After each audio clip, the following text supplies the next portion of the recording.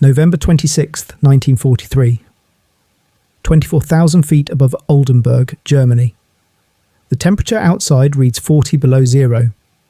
Inside the cramped cockpit of a Messerschmitt Bf 1-10, two German aviators scan the sky for American bombers returning from Bremen. The twin-engine heavy fighter, built to destroy bombers with its forward-firing cannon and rockets, carries a crew of two, pilot and radio operator, both veterans, both confident in their aircraft and their mission. They never see Major Francis Gabreski diving from 28,000 feet above them. The Republic P-47D Thunderbolt falls through German sky like a 7-ton hammer. Gabreski's eyes track the Bf 1-10 through his gun sight. The range decreases, 500 yards, 400. His right hand rests on the control stick, finger positioned over the trigger. Not yet. The convergence zone needs to align perfectly. 350 yards. The German aircraft grows larger in his sight picture. Still diving, building speed past 400 miles per hour. The P-47 shudders slightly, wings flexing under aerodynamic loads that would tear lighter fighters apart. But the Thunderbolt holds together. It was built for this. Built to deliver 8 Browning machine guns to exactly this moment. 300 yards. Now. Gabreski's finger closes, the trigger breaks. For 2 seconds, physics and engineering combine into violence that exceeds human comprehension. 100 half-inch projectiles leave 8 gun muzzles every second. The bullets cross the distance to target in less than 1/3 of a second, travelling at 2,900 feet per second. 200 rounds impact the Messerschmitt before the German crew can process what's happening. The first projectiles strike the left engine nacelle. Metal peels away. The second wave punches through the fuselage centre section where wing meets body, where structural loads concentrate, where the aircraft is simultaneously strongest and most vulnerable. 30 hits in rapid succession sever the main wing spar. The right wing begins folding upward. Fuel streams from ruptured tanks. Control cables part. Hydraulic lines burst. The Messerschmitt is no longer an aircraft. It is metal coming apart in midair, pieces separating and tumbling through winter sky. The crew never activates their bail-out procedures. They die before their hands can move, before their minds can process the transition from flying to falling. The entire sequence from first impact to debris field takes less than 3 seconds. Gabreski pulls out of his dive, scanning for threats. His P-47 has taken damage from flying through the debris cloud. Pieces of the destroyed Messerschmitt have struck his aircraft. The cowling is dented. The right wing shows impacts. But the Thunderbolt flies on, seemingly indifferent to damage that would have crippled lesser machines. Below, wreckage falls toward German earth. Above, American bombers continue their journey home, protected by fighters whose firepower has just been demonstrated with terminal precision. This is November 26, 1943, the day Francis Gabreski becomes an ace. The day the Luftwaffe learns what 8 synchronized machine guns mean when operated by a pilot who understands their purpose. Francis Stanley Gabreski was born January 28, 1919 in Oil City, Pennsylvania. His parents had immigrated from Poland, bringing with them the language and culture of the old country. Young Frank grew up speaking Polish at home, English everywhere else. Nothing in his childhood suggested he would become one of America's deadliest fighter pilots. His path to the cockpit began with rejection. As a civilian student in 1940, flight instructors at Stockert Flying Services evaluated him and delivered their verdict. 2 tense at the controls, lacks natural feel for the aircraft. Not everyone is meant to fly. Gabreski refused to accept this assessment. He applied to the Army Air Corps. During primary flight training, he barely survived an elimination flight, where instructors washed out students who couldn't meet standards. A new instructor saw something worth saving. With patient guidance, Gabreski earned his wings and commission as second lieutenant in March 1941, 9 months before Pearl Harbor transformed America's relationship with military aviation. By late 1942, Lieutenant Gabreski recognized an opportunity. The Army Air Forces needed liaison officers to work with Polish RAF squadrons in Britain. His heritage and language skills made him perfect for the assignment. In January 1943, he arrived in England and joined No. 315 Squadron RAF, flying Supermarine Spitfires alongside Polish pilots who had been fighting Germans since September 1939. Those Polish aviators taught him lessons American training had missed. They had fled their conquered homeland, watched the Luftwaffe bomb Warsaw into ruins, spent 3 years fighting an enemy that had killed their families and destroyed their nation. They flew with a calculated fury that combined technical precision with absolute commitment. Gabreski absorbed everything they could teach him about combat tactics, deflection shooting, and the psychology of aerial warfare. He completed over 20 combat missions with the Poles, learning what it meant to face German fighters flown by experienced pilots. The Spitfire was nimble, elegant, a pilot's aircraft that responded to thought as much as control input. But in February 1943, Gabreski received orders to join the 56th Fighter Group's 61st Fighter Squadron. He would be flying a different aircraft now, heavier, more powerful, armed with firepower that made the Spitfire's weapons seem inadequate by comparison. The Republic P-47 Thunderbolt. The P-47D carries 8 Browning M2 .50 caliber machine guns, 4 mounted in each wing. Each gun weighs 84 pounds. Each gun is 65 inches long. Each gun fires at approximately 800 rounds per minute. Together, they create a weapon system designed around a single principle: overwhelming concentration of fire. The Browning M2 represents decades of American machine gun development. John Browning designed the original in 1918. The M2 variant, perfected in the 1930s, fires a half-inch diameter projectile weighing 1.7 ounces. The bullet leaves the muzzle at 2,900 feet per second, carrying kinetic energy that can penetrate 3/4 of an inch of hardened steel at 500 yards. But individual projectile performance misses the point. The weapon system's genius lies in multiplication. 8 guns firing simultaneously deliver 100 rounds per second. In a 2-second burst, 200 half-inch projectiles cross the distance to target. No fighter aircraft built in the 1940s can survive that. The guns are mounted in staggered positions along the wings to accommodate side-by-side ammunition boxes. The inner guns, closest to the fuselage, each carry 425 rounds. The outer guns carry 267 rounds each. Total ammunition load, 3,400 rounds weighing approximately 900 pounds. At combat rate of fire, a P-47 can sustain firing for roughly 34 seconds before running dry. Electric boost motors feed ammunition into the guns during high G maneuvers when gravity would otherwise cause feed failures. Electric heating elements prevent freezing at altitude where temperatures drop to 40 below zero. The entire system is engineered to function reliably in the violent environment of aerial combat. The ammunition itself comes in carefully designed combinations. Armor-piercing incendiary rounds use hardened steel cores to penetrate armor, with incendiary compounds in the base that ignite after penetration.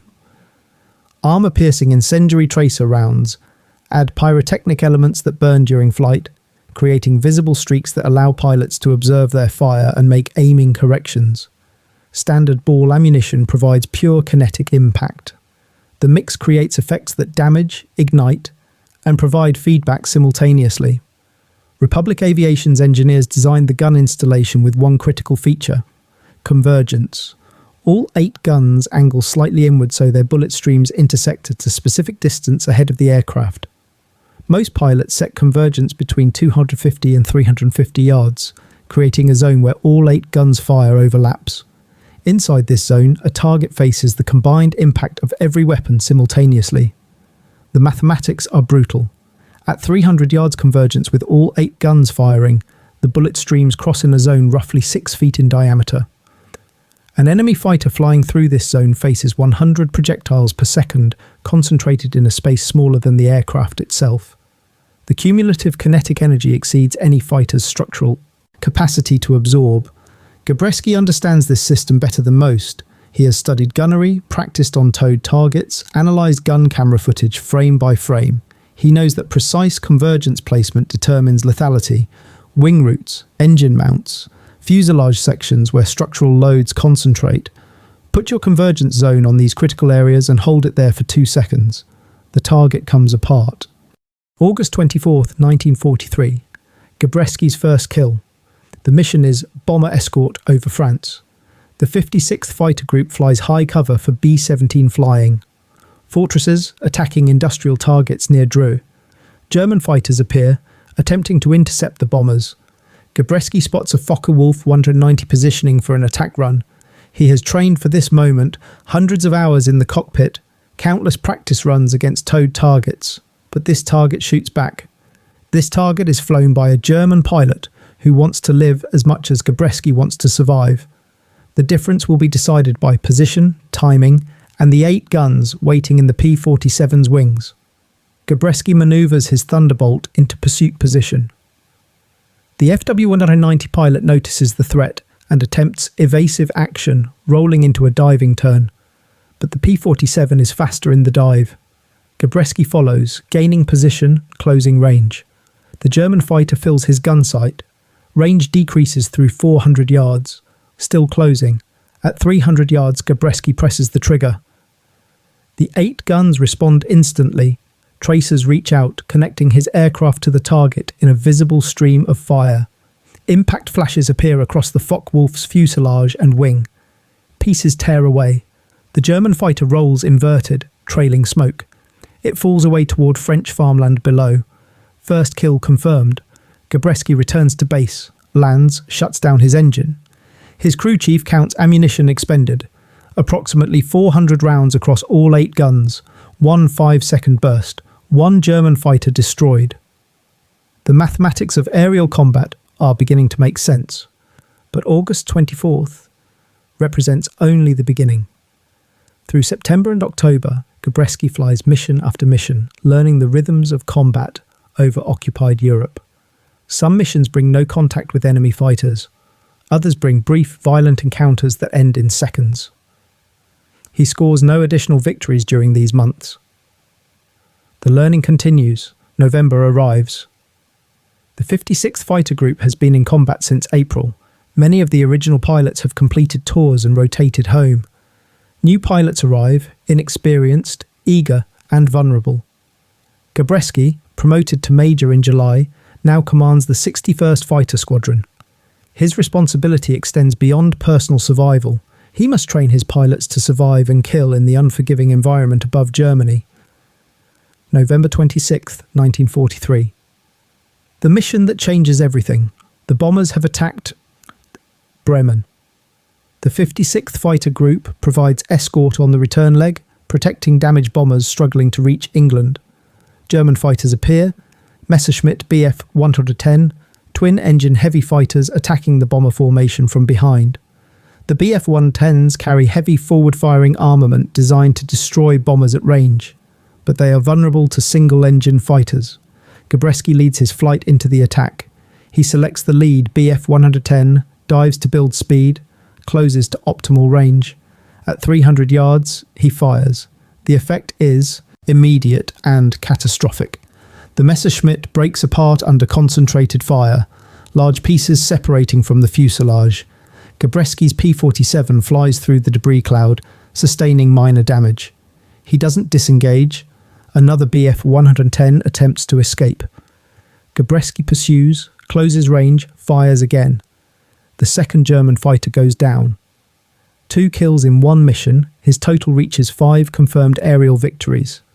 Official ace status achieved. For this action, Gabreski receives the Distinguished Service Cross. The citation notes his leadership, his aggressive attack despite being outnumbered, his willingness to press the attack even after his aircraft sustained damage. But beyond citations and medals, November 26th establishes a pattern that will repeat through the coming months. Find the enemy, close to optimal range, fire with precision, watch the target disintegrate. December 1943, a 20mm cannon shell from a Messerschmitt 109 destroys Gabreski's turbocharger and damages his engine. The P-47 loses power. The German fighter maneuvers for a killing shot. Gabreski, low on fuel and ammunition, uses every trick the Polish pilots taught him. He outmaneuvers the 109 despite his damaged aircraft, breaks contact, and nurses the wounded Thunderbolt back to base. The engagement demonstrates both his flying skill and the P-47's ability to absorb damage and continue functioning. Through January and February 1944, victories accumulate. German fighters attempting to intercept bomber formations encounter the 56th Fighter Group at altitude, where the P-47's turbocharged engine provides performance advantages. Gabreski leads his squadron, teaching his pilots the tactics that work. Use altitude, use speed, use the 8 guns. The 61st Fighter Squadron achieves distinction as the first American squadron to reach 100 aerial victories. Within that accomplished unit, Gabreski stands as the leading scorer. His methods combine tactical patience with aggressive execution.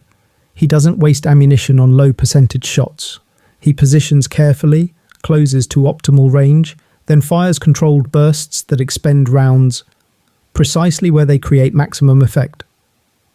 By March 1944, 3 pilots dominate the ace standings in the 8th Air Force.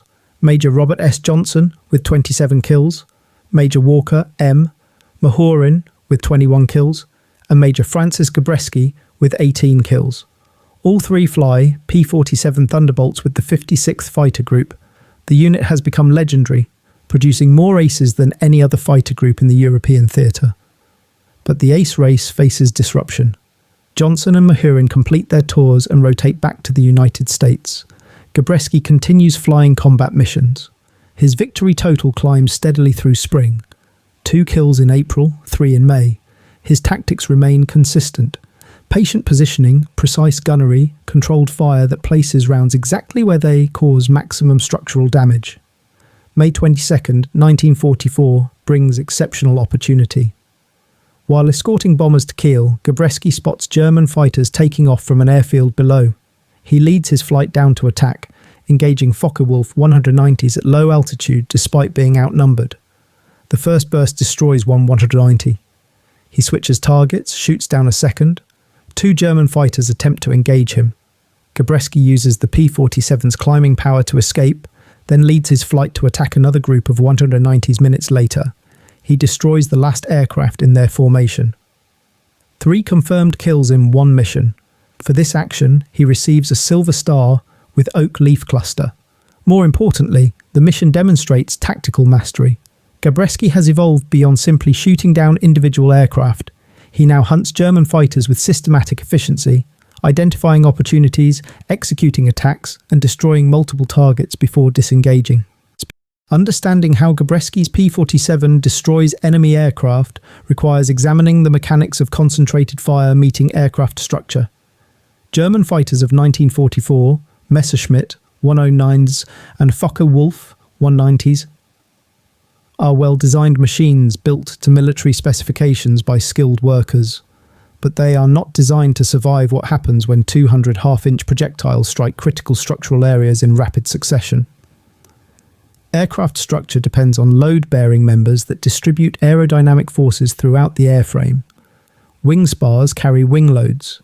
Fuselage longerons transmit forces from nose to tail. Bulkheads resist crushing loads. These components are designed with safety factors that account for combat maneuvers generating forces several times the aircraft's weight. But safety factors assume distributed loads. They assume individual hits from rifle-caliber weapons or occasional cannon strikes. They do not account for concentrated impact of 100 projectiles per second. When Gabreski's convergence zone intersects an enemy aircraft at the wing route, dozens of half-inch projectiles strike the same area within 2 seconds. Each projectile punches through aluminum skin, leaving a hole larger than its diameter as metal peels away. Some rounds strike structural members directly. A wing spar, designed to carry perhaps 10 tons of bending load, experiences multiple impacts that sever or crack the member. Other rounds hit nearby, creating stress concentrations that propagate cracks through adjacent structure. The cumulative effect exceeds design limits. Wing attachment fails. The wing separates from fuselage. Aerodynamic forces, no longer balanced, flip the aircraft into uncontrolled motion. The pilot, if still conscious, has perhaps 1 second to recognize what's happening before the tumbling aircraft generates forces that make bailout impossible. German maintenance records from a recovered aircraft document this effect. One Focke-Wulf 190 forced down near Hanover in October 1943, after engagement with a P-47 shows 3750 caliber hits, concentrated in a 4-foot by 6-foot area around the wing root. Every structural member in that zone sustained damage. The main wing spar has 4 complete penetrations. 3 of 4 fuselage longerons are severed or cracked. Multiple fuel cells are punctured. Hydraulic lines are cut. German engineers examining the damage calculate that 5 more hits would have caused complete structural failure in flight. The pilot survived only because he successfully landed immediately after the engagement.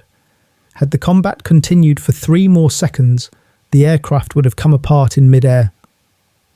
This concentration of damage is not accidental. It results from proper convergence setting combined with accurate fire control.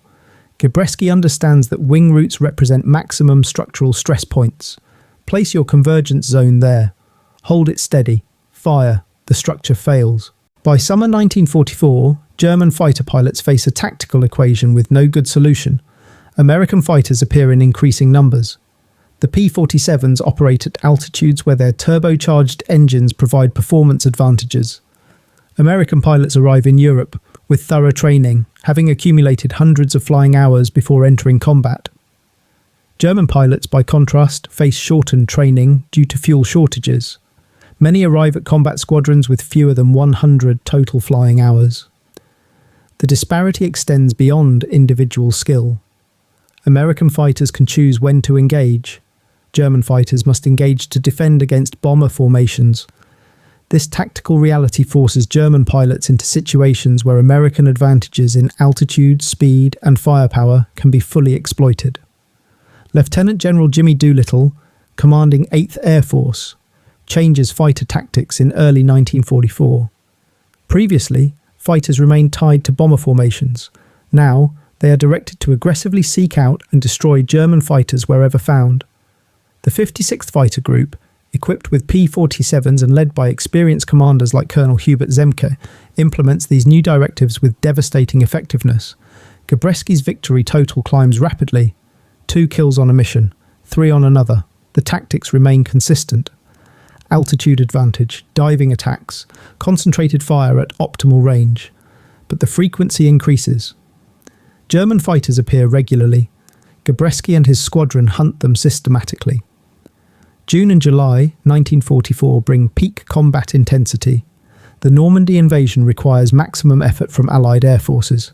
Fighters sweep over France and Germany, attacking anything that flies. Gabreski flies mission after mission, his victory count approaching records set by predecessors who have already completed tours and returned home. July 5th, 1944. Mission over France. Gabreski engages a Messerschmitt 109 defending an airfield after bombers complete their attack. The German fighter falls to his guns. Victory number 28. He is now the top-scoring American fighter ace in the European theatre, surpassing all others who flew against the Luftwaffe. The achievement represents 15 months of combat flying. From first victory in August 1943 to his 28th kill in July 1944, Gabreski has demonstrated consistent effectiveness. His 28 victories came from approximately 166 combat missions. The kills result from understanding his aircraft's capabilities, practicing disciplined gunnery, and applying tactical patience that allows optimal positioning before committing to attack. July 20th, 1944. The 56th Fighter Group launches a fighter-bomber sweep targeting German airfields near Koblenz. Gabreski leads a flight of P-47s, each aircraft carrying bombs, in addition to their 8 machine guns. The mission objectives are straightforward. Attack airfields, destroy aircraft on the ground, disrupt German air operations. The flight locates a suitable target. Gabreski rolls into his strafing run, diving toward parked aircraft. His 8 guns fire, raking targets on the ground. Junkers 52 transport aircraft, vulnerable and stationary, take hits. Then something goes wrong. His P-47 strikes something on the ground. The impact isn't severe enough to cause immediate catastrophic failure, but the propeller is damaged. The engine begins running rough. Gabreski attempts to gain altitude, but the aircraft won't climb properly. The damaged propeller creates asymmetric thrust. Control becomes difficult. He realizes he cannot reach friendly territory. The choice becomes immediate: bail out or attempt. Forced landing. Gabreski chooses to stay with the aircraft. He finds relatively flat ground, lines up, and commits to wheels-up landing. The P-47 slides across German farmland, metal grinding against earth, finally coming to rest. Gabreski exits the cockpit and runs for nearby woods. German soldiers are already responding. For 5 days, he evades capture, hiding in forests, attempting to reach Allied lines. On the 5th day, a German farmer discovers him and turns him over to German forces. Interrogation follows, then transport to Stalag Luftwaffe, a permanent prisoner of war camp near Bath, Germany, on the Baltic coast. The camp holds Allied airmen shot down over German territory. Gabreski, the top American ace in Europe, becomes prisoner number 42221. He will remain imprisoned for the rest of the war, 9 months in captivity while the war continues without him. Other pilots will surpass his 28 victory total.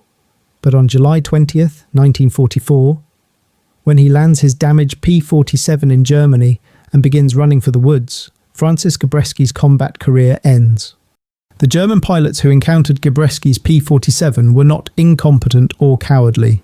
They were professionals, often experienced, flying capable aircraft in defence of their homeland, but they faced a weapon system that created tactical disadvantages difficult to overcome.